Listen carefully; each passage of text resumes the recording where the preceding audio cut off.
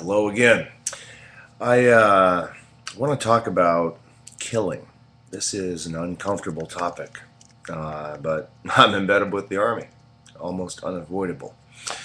The thing that got me thinking about this was a conversation I had with one of the chaplains on base. Really nice guy, really.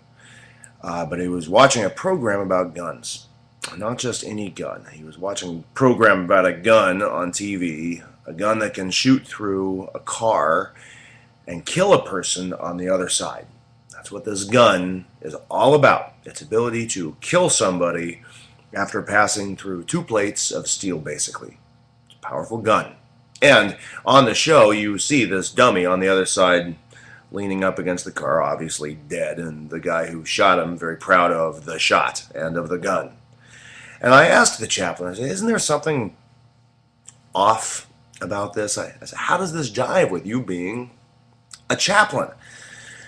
Turns out he was also a cop back home. And he said with a smile, he looked up at me, he smiled, he said, I have no problem taking care of business. Well, I left it there. I still don't know what he meant or how he parsed that out in his own head, and maybe I should have gone further with that, but it was just so weird to me, I just left it there. And here's another thought that I had on killing. I was out on the Kuwaiti port that is basically the holding area for all the metal that's heading back to the States. The tanks, the armored trucks, the helicopters. There were Black Hawk helicopters and Apache helicopters. Oh, I don't know if you can hear it.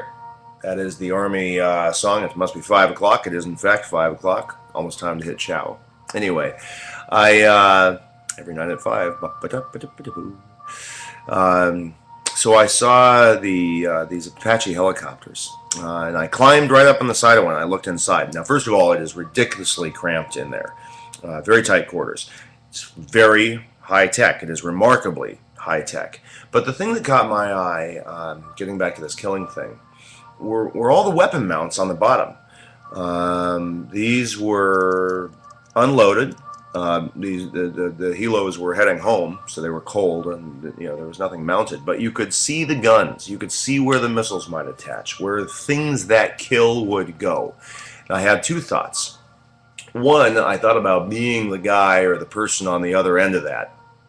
You see that attack bird coming after you, bearing down on you, and and you know that it's coming for you. I am absolutely convinced that the last thing you would do before you leave this world would be to let loose in your pants. And I thought that must be so embarrassing. The second thought I had is that I don't think I could pull that trigger. I know that killing is part of war. I get that. If there's got to be war, it's a good thing there are people there to fight it, because unless I'm convinced of the cause, I certainly could not do it. And that's not what being in the Army is all about. Being a standing Army is not about being convinced of the cause. It's about fighting the fight you're told to fight.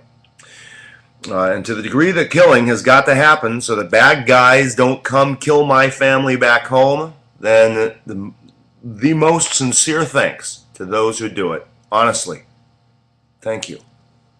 And while beggars can't be choosers, I would qualify that with this.